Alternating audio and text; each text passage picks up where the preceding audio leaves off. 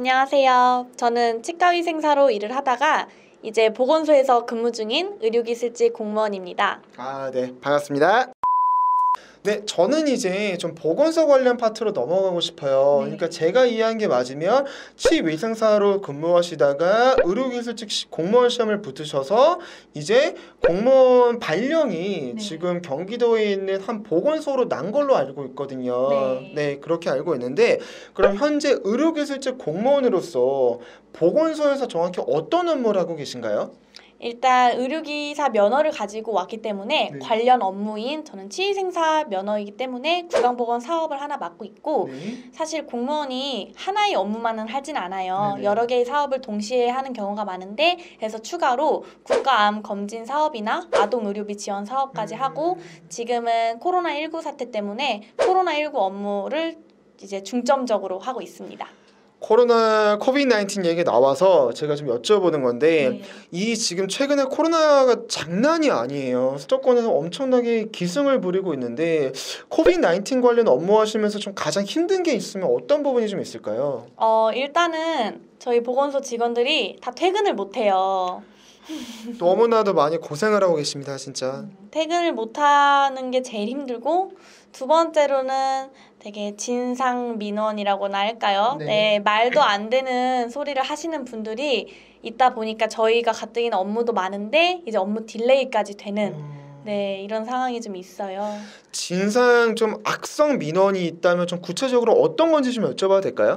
일단 전화로 자기 뜻대로 안 되면 일단 욕하시는 분도 계시고 욕설을? 네, 그런 분들도 계시고 니들 지금 놀고 있냐 빨리 뭐 아니면은 확진자 정보를 물어보는 그래 네네. 절대 개인정보 때문에 알려줄 수 없는데 그렇죠. 알려달라고 이제 민원을 넣는다든지 네. 이렇게 말도 안 되는 요구를 하시는 분들이 생각보다 되게 많아요. 그래서 그런 부분을 처리하느라 오히려 되게 빨리 해야 될 업무들을 못하는 경우도 있고 마지막으로 제일 힘든 건 끝이 언제일지 모르고 그쵸. 계속 이 힘든 업무 강도를 하는 게 제일 힘든 것 같습니다. 이게 진짜 최근 코비드-19 때문에 다들 너무 어려운 시기를 겪고 있는데 정말 서로가 힘들겠지만 좀 배려하면서 다들 화이팅하면서 빨리 이 코로나가 종식되기를 정말 진심으로 같이 저희가 바라겠습니다. 네.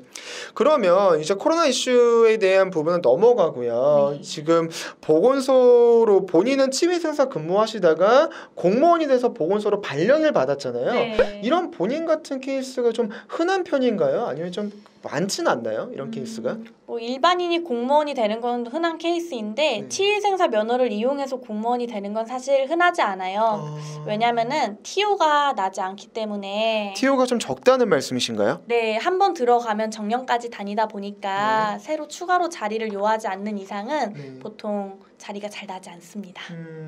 알겠습니다. 그러면은 지금 본인 같은 경우는 개인 병원, 개인 치과에서도 근무하셨고 지금 공무원으로서 보건소에서도 물론 보건소에서 근무하시는 공무원이 너무나도 많아요. 그렇지만 의료기술직 공무원으로서 이제 보건소 근무하시잖아요. 네. 그 두 가지 다른 기관에서 근무하시다 보니까 둘의 차이점을 좀 설명을 해주실 수 있으신가요? 일단 치과는 환자한테 치료를 하는 위주고 이 보건소에서는 치료보다는 이제 국가 예산을 잘 활용해서 모든 시민들에게 혜택을 줄 수 있는 좀 사업적인 일을 하다 보니까 사업적인 일이요? 네, 좀 그래서 거기서 얻는 보람도 있는 것 같아요. 그러면은 뭐 업무 관련도 중요하지만 사실 저희가 이제 금전적인 대우 좀 이제 연봉도 되게 중요한 부분이잖아요. 솔직히 네. 말씀드리면. 근데 저는 이 말을 듣다 보니까 그게 걱정이 좀 됐어요. 공무원 하면은 사실 초년 때는 좀 연봉이 많이 낮다고 알려져 있잖아요. 근데 그쵸. 치과는 오히려 돈을 더 많이 벌 것 같은데 네. 그런 부분은 좀 병원보다 보건소에서 훨씬 급여가 적지 않나요? 훨씬 적죠. 훨씬 적은데 사실 여러분들이 검색해서 공무원 월급 하면은 표가 나오잖아요. 네네. 근데 일단 첫 번째로 저는 병원이나 밖에서 일했던 경력이 다 인정이 돼서 1호봉이 아니고 4호봉으로 4호봉? 네, 시작을 하고 있고 그리고 그 본봉은 그대로인데 네. 거기에 추가로 수당이 좀 이것저것 많이 붙어요. 네. 그래서 그런 거 하다 보면은 그래도 저는 나쁘지 않게 네, 받는다고 생각합니다. 어떤 수당인지 좀 구체적으로 여쭤봐도 될까요? 뭐 예를 들어서 가족 수당 그리고 대민 수당이라 해서 민원 업무 보는 거 그리고 뭐 직급 보조비부터 해서 정액 급식비 그리고 면허 수당이라 해서 의료기사 면허를 갖고 있기 때문에 그 업무에 좀 더 활용을 할 수 있는 거잖아요. 네네. 그래서 그 면허 수당 같은 것도 추가로 받고 있어요. 명절 같을 때도 또 따로 나오나요, 수당이? 네, 좀 명절 수당이 좀 많이 좀 괜찮게 나옵니다. 이게 저는 이럴 줄 알았어요. 저도 사실 주변에 공무원 준비하시는 분 몇 분 계시는데 그분들한테 너네 뭐 산다 그러면 공무원인데 별로 연봉 낮잖아라고 내가 그냥 잠깐 물어보면 그분들 화내세요. 그래가지고 각종 수당 포함을 정말 많이 받기 때문에 여러분 네이버에 나와 있는 공무원 연봉은 그게 아닙니다라고. 그러니까 막 네. 대기업처럼 많이 받거나 이러진 않은데 그 네. 본봉에 나와 있는 뭐 130, 140 이 정도는 아니긴 해요. 그거보다 알겠습니다. 받습니다. 네, 일단 좋은 답변 감사드립니다. 그러면 좀 보건소에서 근무하시니까 현재 공무원 신분이잖아요. 네. 근데 여기서 좀 각종 뭐 휴직이라던가 보통 이제 혜택 같은 게 있으면 어떤 게 있을까요? 저는 일단은 제가 육아휴직, 네네. 육아휴직은 보통 3년까지 되고, 그러니까 한 명당 3년이거든요. 네네. 그래서 뭐 2명 나오면 6년, 뭐 6년까지 돼요? 아이가 2명이면? 뭐 셋이면 9년. 이렇게 애기, 특히 좀 저출산이다 보니까 네네. 그걸 좀 장려하기 위해서 네. 좀 육아 쪽에 혜택이 좀 좋고, 뭐 네. 임신 기간 동안 단축근무라든지 아니면 아이 키우는 5세에서 7세까지 뭐 육아 시간 해서 네네. 2시간 또 단축근무라든지 네.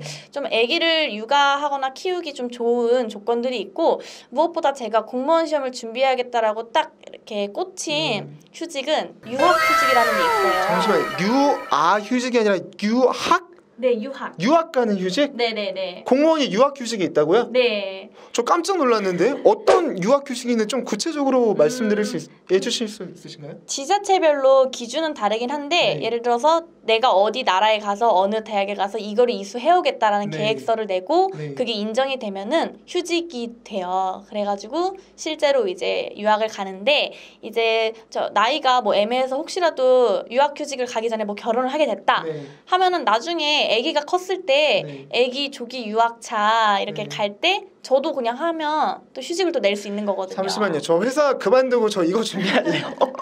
왜냐하면 나는 내 돈 다 내고 유학 갔다 왔단 말이야. 정말 너무나도 많은 돈 내고 갔다 왔는데 정말 유학 휴직이라는 거는 너무 꿀팁이고 네. 저도 한번 나중에 한번 검색을 해봐야겠네요. 네, 그러면 제가 궁금한 게 이 유학 휴직이라는 게 네. 어떤 공무원이 갈 수 있는 나라가 정해져 있나요? 아니면 모든 국가가 다 가능한가요? 지자체별로 다를 수는 있지만 네. 제가 알기로 나라 제한은 없고 네. 그냥 정말 말 그대로 그 네가 진짜 이수해온다는 거를 뭐 네. 이수해와라. 근데 네. 그 조건이 조금 강화된 걸로는 알고 있어요. 네네. 좀 대학이라든지 이런 조건이나 네. 기준 알고 있는데 뭐 괜찮은 것 같아요. 일단 3년까지 되는 것 같고 네.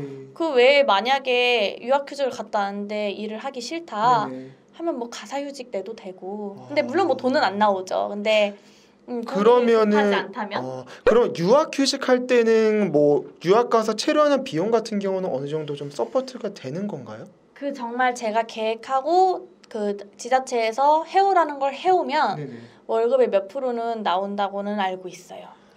이거는 구체적으로 한번 찾아보면 정말 좋은 팁이 좀 될 수 있을 근데 것 여기서 같네요. 주의할 점은 그 월급 몇 프로 나온다 해도 네. 유학 비용을 충당하기가 좀 어렵기 때문에 그래서 저도 아직은 못 가고 있습니다. 네. 알겠습니다. 혹시 저희가 얘기했던 유학 휴직이란 말 때문에 무조건 이거 하기보다는 네. 본인 성향에 맞춰서 조금 이제 직업을 선택하시면 네. 좋은 결과가 있을 것 같습니다. 그러면 이제 조금 보건소 분야에서 마지막 부분으로 좀 본인의 경우 뭐 일반 병원에서도 근무하셨고 지금은 이제 의료기술직 공무원으로서 보건소에서 근무하시는데 네. 혹시 나중에 뭐 일반 개인 병원으로 돌아가실 의향이 좀 있으신가요? 진짜 민원보다 너무 힘들면 네. 차라리 병원 가서 걱정 없이 일을 하고 싶다는 생각을 가끔 하는데 네. 그래도 이게 끊을 수가 없어요.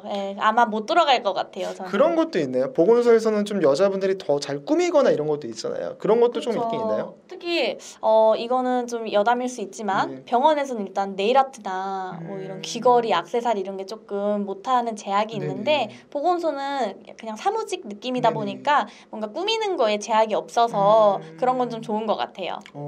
그러면 제가 봤을 때 본인은 다시 개인 병원으로 안 돌아가는 걸로 그렇게 일단 이해를 한번 네, 하겠습니다. 맞습니다. 네, 알겠습니다.